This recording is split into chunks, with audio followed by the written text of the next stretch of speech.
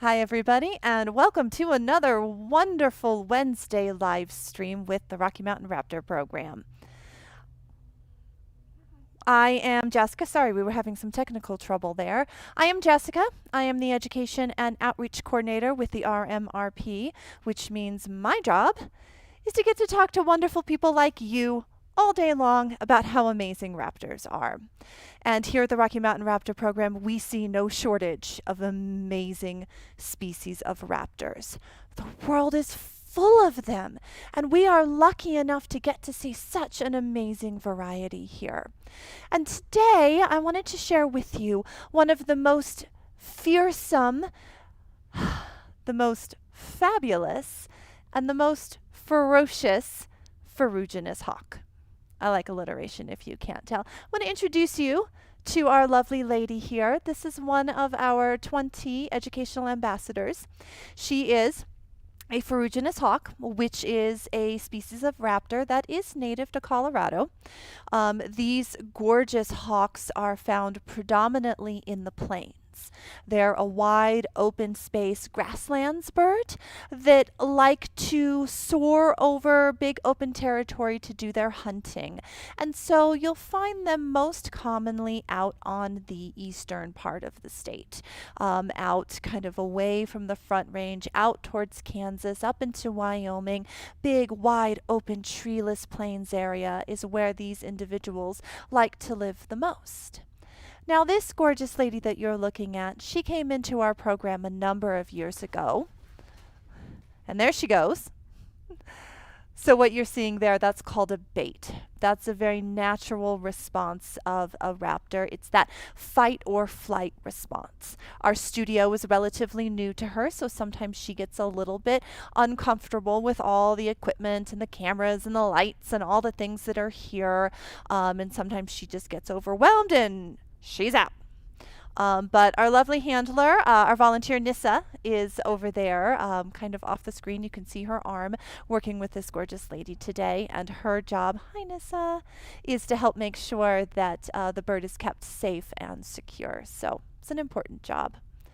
Now, this gorgeous red-tailed hawk, as I said, she has a rather sad yet happy ending story. She was unfortunately illegally taken from her nest when she was very young. Now, raptors are federally protected species, so this means underneath the laws of either the state that you're in, she's a little bouncy today, either the state that you're in or the country, in this case the United States federal government, there are laws that say you cannot intentionally harm or possess these birds without permits. Now, we have the permits in order to keep both our patients and our permanent resident ambassadors, but unfortunately, not everybody knows this, and some people choose to ignore it, which was the case in her story. A citizen decided he thought it would be really cool to have a Ferruginous hawk as a pet. And so he went out, he found a nest with a young bird, this young bird, and picked it up and took it home. Now, Ferruginous hawks do not make good pets. Raptors in general do not make good pets. Let's hang out on me and give her a chance to settle in. Let's let her settle in for a minute, and then we'll go back and visit her some more.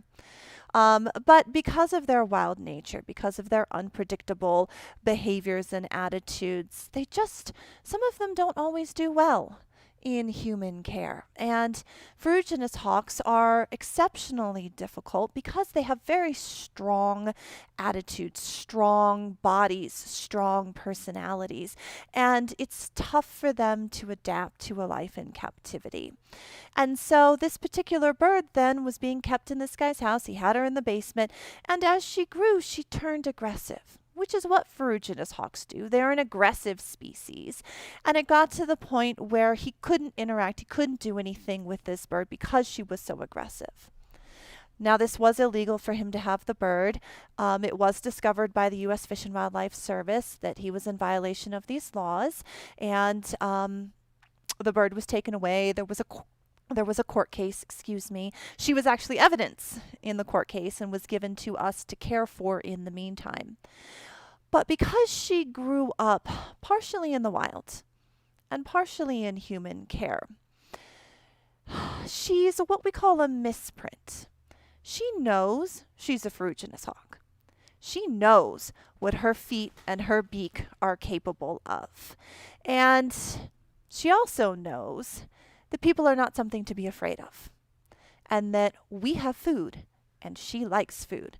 Let's take a quick look at her and see if she's interested in eating any food for you. See if she feels like it. There she goes.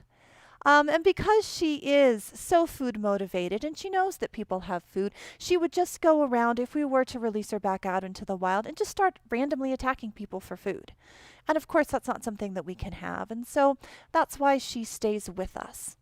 There's very good reasons as to why specific permits are needed in order to obtain, keep, care for a wild animal, because it's always important to do what is in that animal's best interest. So it's a challenging situation. Very infrequently do wild animals end up making good pets. Because she does stay with us, though, we've worked with her to help her get over her fears. And so she's a pretty good ambassador. Again, a little bouncy today, but they're wild animals, so you never really know what's going to happen. And there she goes. I think we might just need to say goodbye to her today. She's not very comfortable, not very happy with us today. And that's one of the things that happens when working with wild animals. She's decided she doesn't wish to participate, and we're not going to force her into it either. So Nissa, thank you, but I think we're going to send her home. But I do want to tell you a couple of really fun facts, really fascinating things about Ferruginous hawks that I love so much. I did mention that they're a plains-dwelling bird, so they like those big, wide open territories. And the reason that they do is because their favoritist food lives there. For a Ferruginous hawk, the best meal in the world is going to be one of these little guys, a prairie dog. This beautiful mount here was donated to us, so we're very gracious to have this to help to share. Prairie dogs are a very controversial species. Some people love them, some people hate them. Ferruginous hawks, though, rely on them. It's their main food source.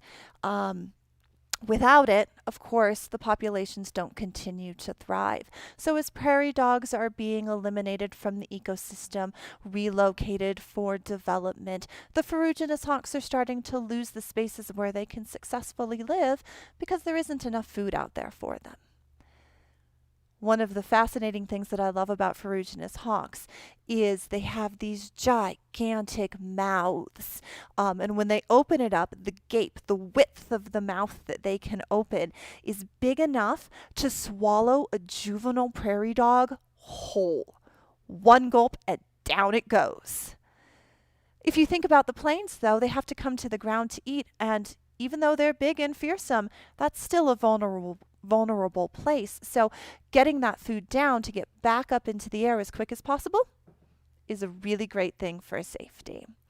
Ferruginous hawks also get their names. Ferruginous, if anybody's familiar with any chemistry, ferruginous refers to iron, ferrous. So you know how iron turns rusty red as it begins to rust?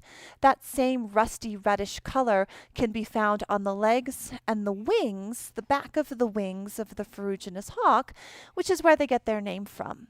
So that's a really great way to try to identify one should you happen to come across it in the field, is to look for that reddish color on the wings and on the thighs or the legs of the bird as well.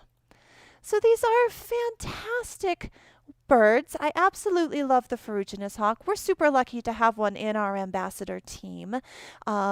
Sorry she wasn't super cooperative for you today, but keep watching our Wednesday live streams. We'll try to bring her back out on another day and give you a chance to see more of her and learn more about her. Remember to subscribe so that you know when we're going to be going live next and you never miss any of our new content. And in the meantime, I hope you'll get a chance to go out, enjoy these beautiful spring days, and hopefully get to see some Ferruginous hawks of your own in the wild. So thanks everyone for joining us, and have a wonderful afternoon.